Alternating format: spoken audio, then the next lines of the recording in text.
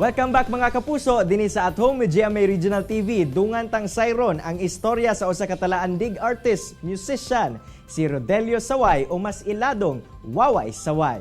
Sir Waway, mayong buntag og dayon sa At Home with GMA Regional TV. May buntag Sai, may buntag sa tanan, may buntag GMA. Sir, please share to us unsa ang kinabuhi isip usa ka miyembro sa tribong Talaandig.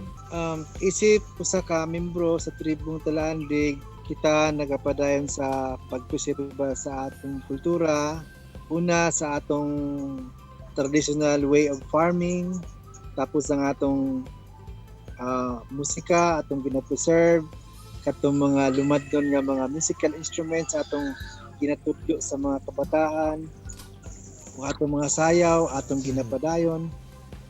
Tanan nga kinatibuk-an sa kultura sa tribong Talaandig atong gipadayon, atong gi-preserve. Sir, paunsa ka nagsugod sa imong passion for music? Nagsugod akong passion sa music.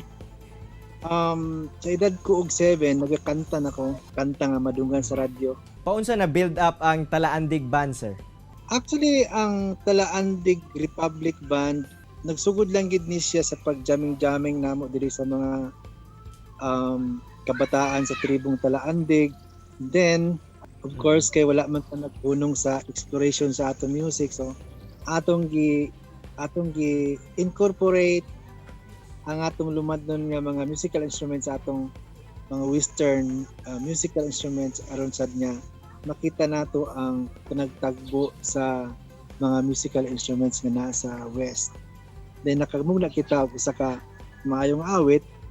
Then the time sad naka-decide mi nga tawagon nato ang band nga Talaandig Republic.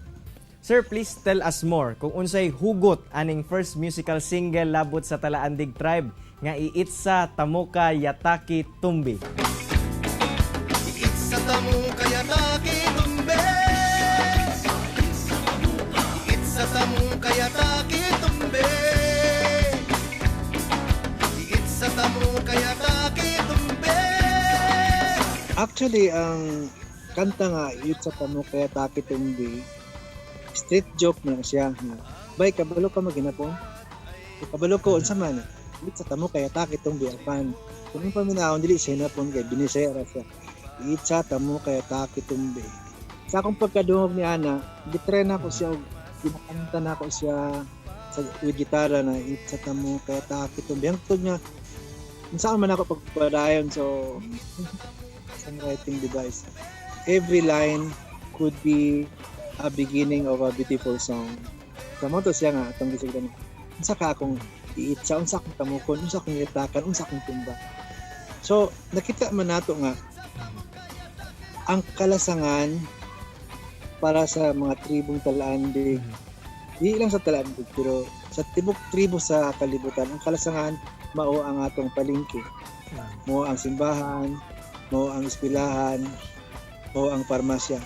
So, kung mo tanawon karon na dako na kayo ang kadaot sa atong kinayahan, labi sa atong kalasangan. So, atong Iitsa Tamuka Yataki Tumbi ang atong kahadlok ug kabalaka kahingawa kaguol sa pagpanalipod sa atong kinayahan. So, it's an environmental song nag-share na ko sa kalibutan aron mohatag inspiration sa mga kabataan po.